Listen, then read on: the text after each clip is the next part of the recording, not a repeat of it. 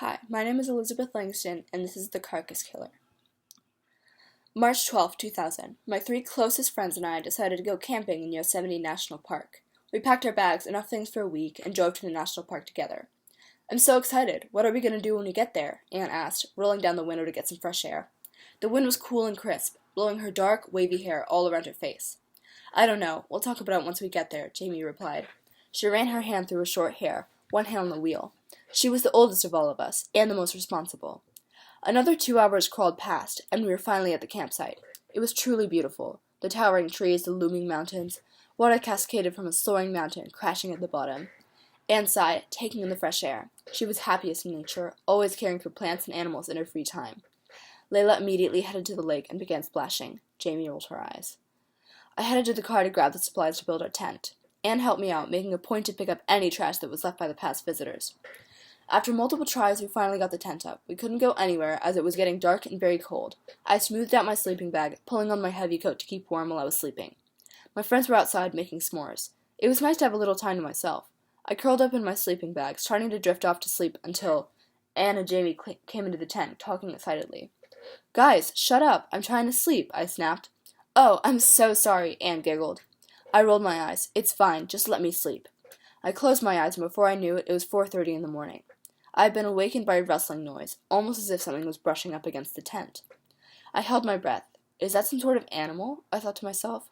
I tried to keep as quiet as possible until I heard it leave. I relaxed a bit. I decided I would just wait until my friends were awake before I went to check it out. It was just an animal, wasn't it? I tried to go back to sleep, but I couldn't. I had a sinking feeling in my stomach, almost as if I knew something serious had happened. 5:30 came and went, and after what felt like years, Jamie woke up. How long have you been awake, Mary? She asked groggily. A few hours. Listen, I need you to go outside with me, and I noticed something that made my stomach flip, like I was on a loopy roller coaster. Mary, what is it? Jamie, where's Layla?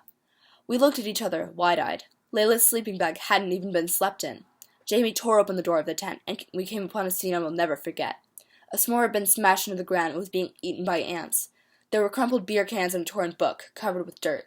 But the strangest thing was the clumps of dirty, matted hair that matched Layla's hair color. All her belongings, but no Layla. I screamed her name, waking up Anne. What's going on out here? She asked. Where's Layla? Anne looked at me strangely. She looked around and noticed the scene. She screamed. Oh my God, what the hell is that? She pointed up to a tree branch. Jamie screamed, fear contorting her normally calm face. I slowly looked upwards to see what looked like a towel hanging from a branch. I squinted and realized what it really was. My stomach clenched, and I could feel bile rising in my throat. It was a cat. The skin of a cat. My eyes widened to the point where they were about to pop out of my sockets. I covered my mouth, hands shaking violently. Anne was holding onto my arm, crying like a baby. Jamie was already running to the car to go get help. We finally found a park ranger after driving for what seemed like an eternity. Upon hearing of our situation, he became completely panicked and started to radio his fellow rangers. Before we knew it, there were 50 other park rangers from all around to help with the situation. Can someone please tell me what's going on? Jamie asked frantically. The rangers were too busy inspecting the scene, notifying officials, and breathlessly conversing. Finally, after intense questioning of an especially shaky ranger, he told us something terrifying. There was a serial killer on the loose in Yosemite National Park. The killer was suspected to be a man, but not much else was known about him. He was hostile and unpredictable, but at every crime scene he did leave one thing. An animal carcass, gutted and hanging from a nearby tree, or maybe even hanging from the ceiling of a tent. This serial killer had been suspected to have committed over 15 known murders in Yosemite. This news, like much of what I'd heard and seen that day, was a shock to me. This ranger meant to tell me that cat had not been eaten by an animal, but cut open and eaten by a man? I was horrified.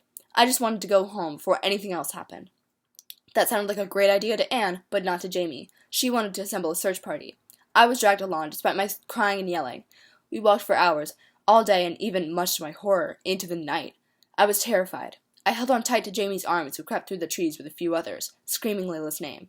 It wasn't late, but it was pitch black out. I whimpered, cobwebs tickling my face as Jamie and I squeezed through the thick brush. All of a sudden, I tripped. I looked down at my untied shoe. I sighed, bending down to tie it. My headlamp lit my shoe dimly, and it took me a few minutes to finally get my shoe tied securely. I looked up, ready to keep going, and Jamie was gone. No headlamp, no others. They had left me and kept walking without me. Jamie? I screamed. My hands shook and my voice trembled. I began to pant, sucking cold breaths in and out, trying to calm myself. I was alone. Alone out in the dark, eerie woods. Alone. Or was I? I whipped my head around, my headlamp shining on bushes and bark, nothing to see, until my light shone upon two wet, glinting orbs.